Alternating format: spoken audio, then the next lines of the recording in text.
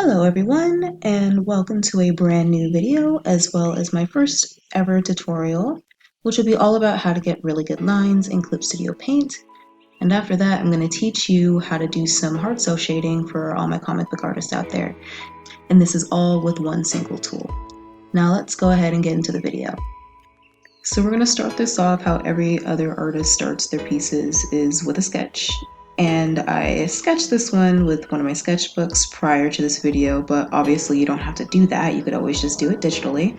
But once you have your sketch, you're going to go ahead and lower the layer's opacity. I usually lower my opacity to about 50%, but you can do lower or higher, doesn't really matter.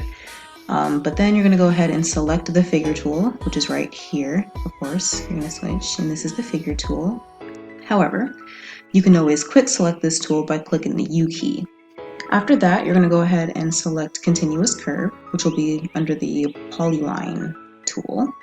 And then you're going to go ahead and make sure that this selection here, Create Fill, is selected within the Line Fill section. And then for the curve, you're going to want to select Spline. And then you're also going to want to make sure that your opacity is at 100. And you can leave these tools here the same way they are. And I tend to usually leave mine at airbrush, but if you want to keep it at any other texture, it does not matter. Alright, so now that you know all of that, it is time for the inking process. So now we're going to go ahead and zoom into any area of the sketch. I tend to start off with the neck depending on what I'm feeling, but you could always start with whatever part of the body you want to, or whatever part of the subject you're drawing you want to. But then you're going to go ahead and zoom in a little bit closer. You can go ahead and select or click here with your pen tool or mouse, and you're going to just want to continuously trace upward.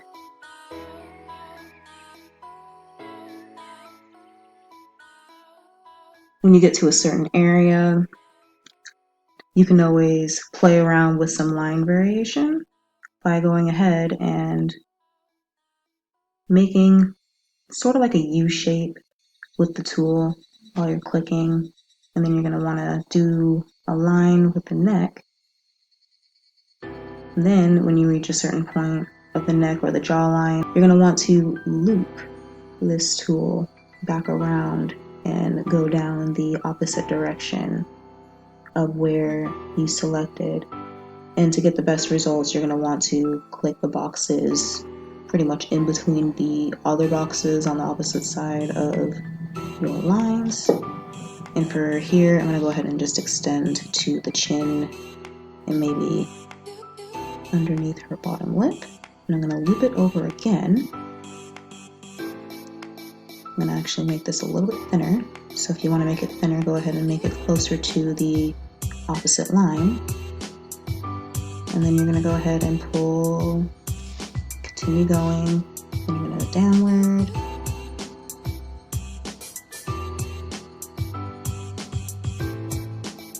And then you can make this line as thin or as thick as you want to, just to play with an idea, make it more interesting, as you'd say. And then the line would just appear and render itself. And that is your final result.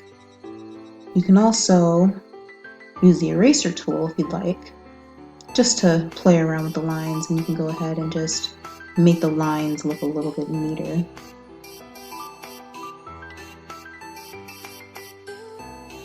And then you can also, switch some tools around if you want to add a little bit more organic lines. You can go ahead and go back with the pen tool and just try to do your best to trace. If you have a shaky hand, it might be a little bit difficult, but just do your best.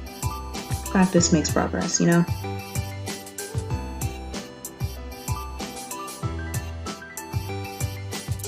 Once you practice this method, you can get some pretty interesting results, of course, like what we have here. Looks like a very, very neat looking neck. At least in my opinion. It might not look that great to you, but hey, it is what it is. but this could also be perfect for, like I said earlier, people that have very shaky hands, or if you don't have a Cintiq or a Wacom One, or if you have a drawing tablet that's screenless, or if it's like a different brand that's also a screenless tablet, or if you happen to use a mouse, you could also use this technique. It's a pretty useful technique, especially for beginners who are trying to get used to the stabilization tool, but then you could always just use this as an alternative. You can also use this tool for shading in black and white if you're a comic book artist, or you can use it for hard cell shading if you use full color. And this is what I'm going to show you guys in the next part of this video once the line art is complete.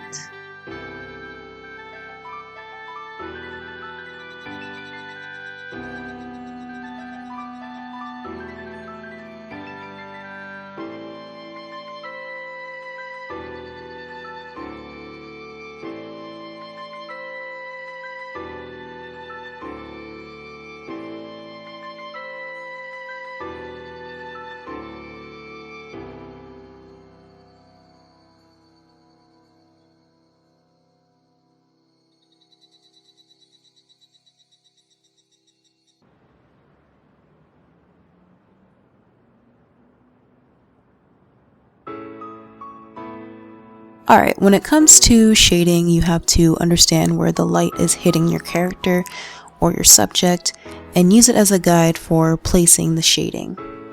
But if you don't exactly know how, you could always use a photographic reference, or you can always look on Google to figure out how to place certain shading areas on your character or subject depending on your lighting source. Or you could always take photos yourself and just make sure that you use some kind of lamp or maybe a flashlight or whatever, so you can have a focused and more harsher light source. Alright, so now I'm going to go ahead and show you guys how to basically pick out your light source by using the light bulb method. That's usually the kind of method that I use in order for me to better place my lights, or highlights and shading and everything like that. So you can basically just draw a little light bulb like that, but if you want to figure out where the light hits everything and where the shading will go, you could always just mark everything where the light hits. You can also use like a different color if you feel like it, like use yellow instead of black.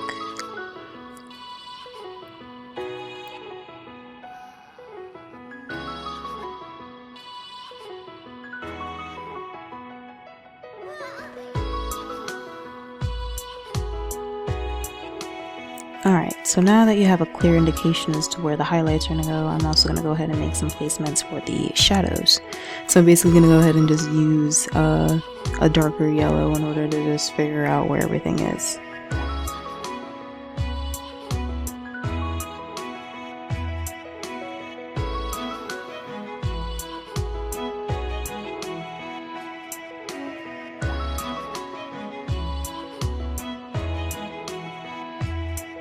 Alrighty, now that you've placed all your shadows, or at least most of them, now you can go ahead and start either kind of thinning things out, because you kind of want to make it a little bit more organized before you actually start putting down the real shading, but you also have to remember that you don't really have to use that layer after you're actually done, you know, mark.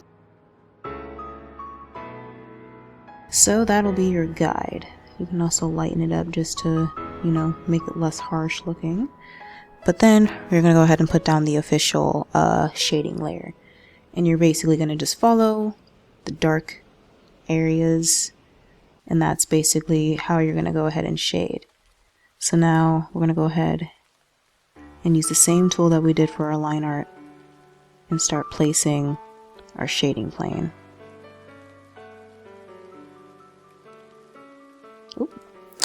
Sometimes when you double click, it does that. So if it does do that, just go ahead and press Ctrl Z and it'll completely erase your mistakes.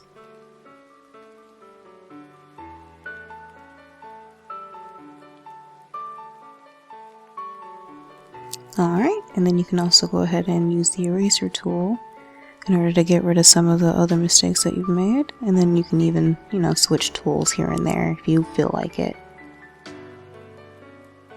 And then that's the result of one shaded plane. And then you're also going to repeat the process with the rest of the body.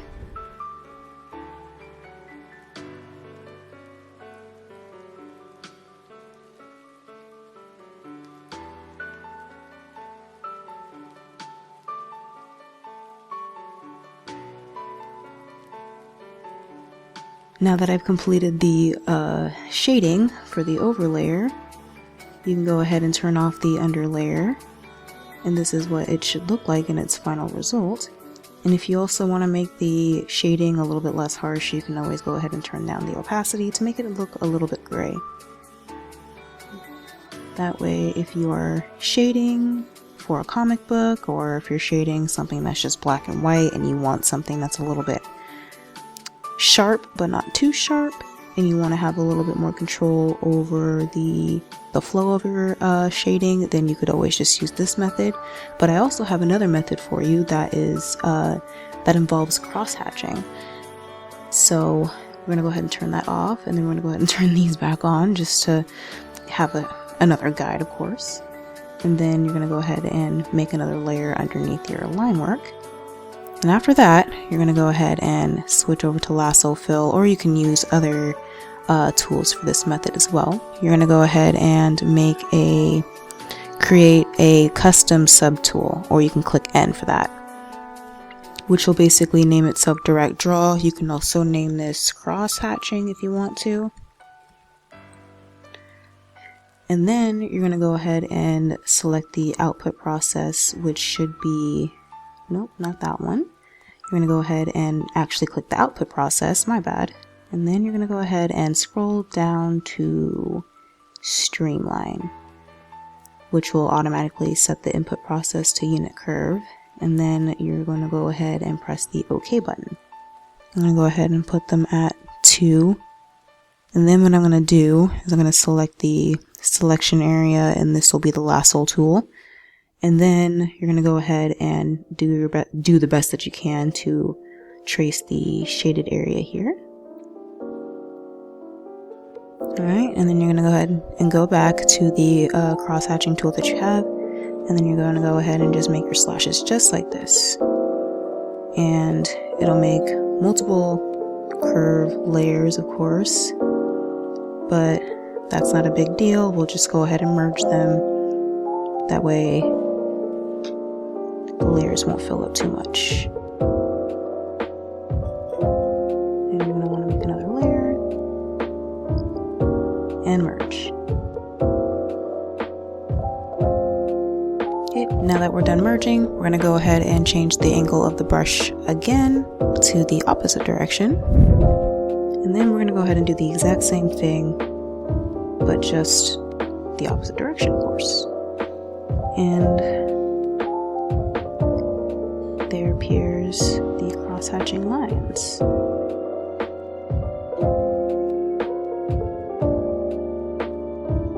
Alright, it is now complete. Go ahead and deselect, and I'm going to go ahead and merge all these layers together again.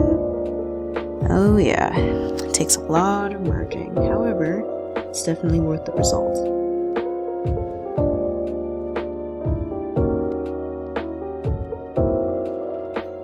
Alright, and now I'm going to go ahead and turn off the guide layers underneath, and that's what it should look like. You can also lighten the opacity a little bit just to make it a little bit less harsh, just like the last one. And if you want to get rid of some lines here, of course, go ahead and use the wand tool and go to the liner layer of your character.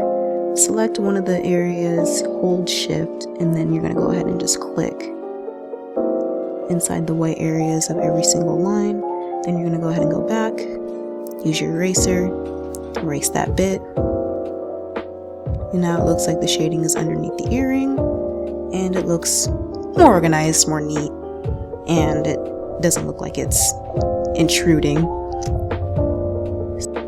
And that's going to be all for my video today. I hope to everyone that watches this understood each of the steps that I provided. If you have any questions or needs for clarification, go ahead and comment below. Also, like, share, and subscribe to the channel if you are interested in more tutorials and art content. Have a wonderful day, afternoon, or evening, and shalom.